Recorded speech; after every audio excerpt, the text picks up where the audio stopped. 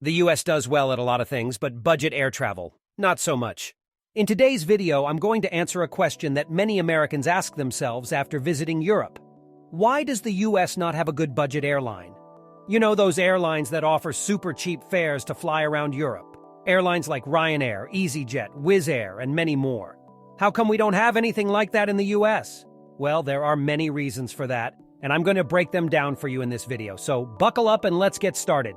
First of all, what is a budget airline?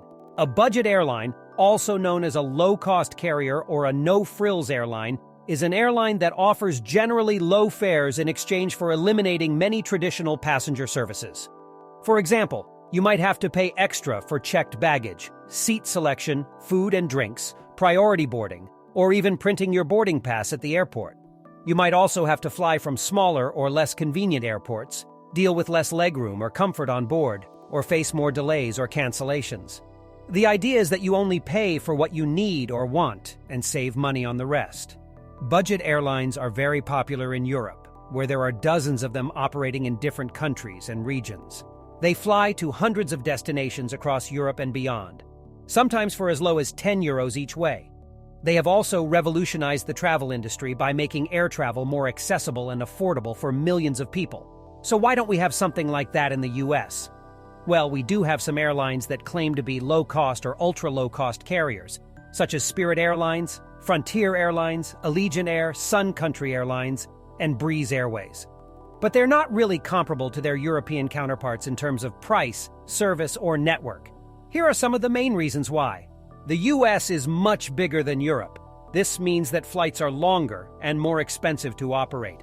It also means that there is less competition and demand for short-haul flights within the US, especially when there are other modes of transportation available, such as driving or taking a train or bus. In contrast, Europe is smaller and more densely populated, with many countries and cities within a few hours of flying distance from each other.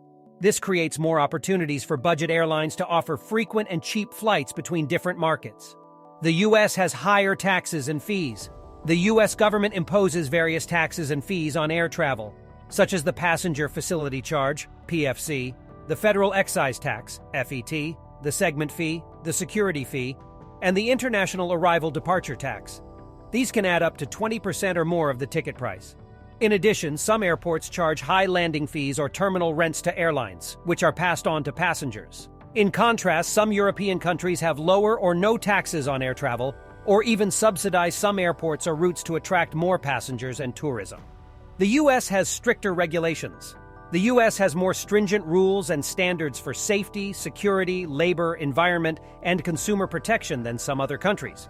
For example, the US requires pilots to have at least 1,500 hours of flight experience before they can fly commercially, while some European countries only require 200 hours. The US also has stricter limits on flight time and duty time for crew members, which affect their productivity and availability. The US also has more regulations on how airlines can advertise their fares, what fees they can charge, how they can handle customer complaints, and how they can compensate passengers for delays or cancellations. The US has less airport infrastructure. The US has fewer airports than Europe relative to its size and population. This means that there is less capacity and choice for airlines and passengers. It also means that some airports are congested and crowded, which leads to more delays, cancellations, and costs. In contrast, Europe has more airports, especially secondary or regional ones, that are less busy and cheaper to use. This allows budget airlines to avoid the main hubs and offer more direct and convenient flights to their customers. The US has different consumer preferences. The US market is more accustomed to and loyal to the legacy carriers, such as American Airlines, Delta Airlines, and United Airlines.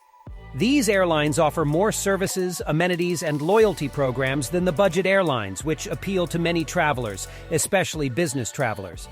They also have more established brands, reputations, and networks than the budget airlines, which give them more trust and recognition among customers.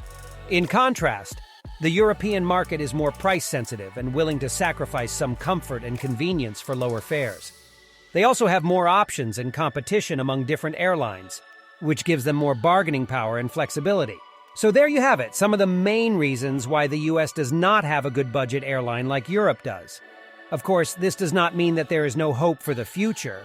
Some of the U.S. low-cost carriers are expanding their fleets, routes, and services and trying to compete with the legacy carriers on price and quality.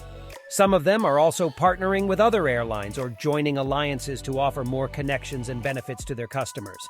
And some of them are even trying to enter the international market and challenge the European budget airlines on their own turf. But until then, if you want to fly cheaply within or from the U.S., you might have to do some research, compare different options, and be flexible with your dates, destinations, and expectations. Or you might have to save up some money and splurge on a full-service airline that offers more value and satisfaction for your buck. I hope you enjoyed this video and learned something new. If you did, please give it a thumbs up and subscribe to my channel. And let me know in the comments below what you think about the U.S. budget airlines and if you have any experience flying with them. Thanks for watching and see you next time.